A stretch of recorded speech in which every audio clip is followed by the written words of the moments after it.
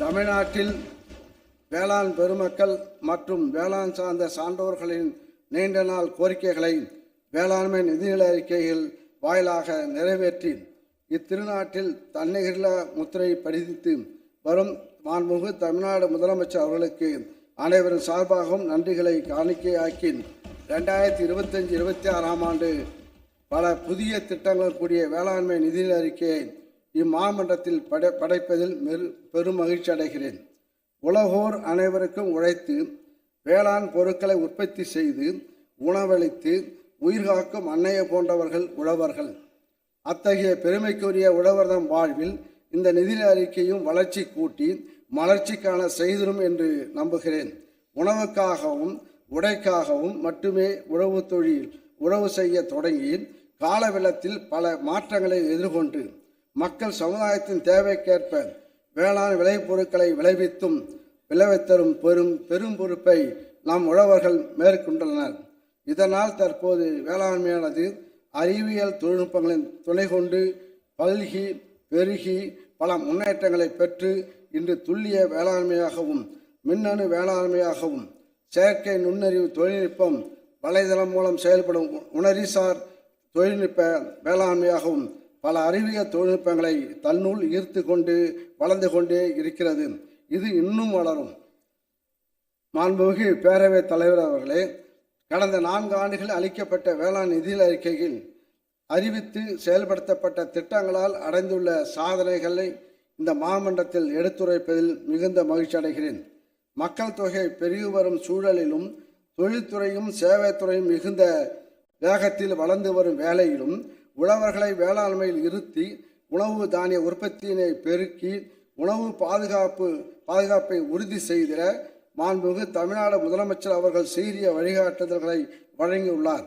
அவரது தொலைநோக்கு திட்டங்களை செயல்படுத்திய விளைவாக 2019-20 ஆண்டில் 146,77,000 ஏக்கராக இருந்த மொத்த சாகுபடி பரப்பு 2023-24 ஆண்டில் 151 லட்சம் ஏக்கராக உயர்ந்துள்ளது. மேலும் 2019-2020 ஆண்டில் 29,74,000 ஏக்கராக இருந்த இருபோக சாகுபடி பரப்பு 2023-24 ஆண்டில் 33,60,000 ஏக்கர் என்ற அளவினை எட்டியுள்ளது. மேலும் பயிர் உற்பத்தி திறனை உயர்த்திடும் முயற்சியில் பல்வேறு உயர் தொழில்நுட்பங்களை நடைமுறைப்படுத்தி வேளாண் பயிர்களில் தமிழ்நாடு அகில இந்திய அளவில் கேழ்வரகு உற்பத்தி திறனில் முதலிடத்திலும் மக்காச்சோளம் எண்ணெய் வித்துகள் கரும்பு ஆகியவற்றில் 2ஆம் இடத்திலும் நிலக்கடலை குறுதானியங்கள் உற்பத்தியில் 3ஆம் இடத்திலும் உள்ளது. பல்வேறு இயற்கை இடர்பாடுகளால் அதிக அளவில் பயிர் இழப்புகள் ஏற்பட்ட போதும் வேளாண்மை உழவு நலத்துறையால் செயல்படுத்தப்பட்ட சிறப்பான திட்டங்களினால் 2021-22 முதல் 2023-24 ஆண்டு வரை 346,38,000 மெட்ரிக் டன் உணவு தானிய உற்பத்தி அடையப்பட்டுள்ளது.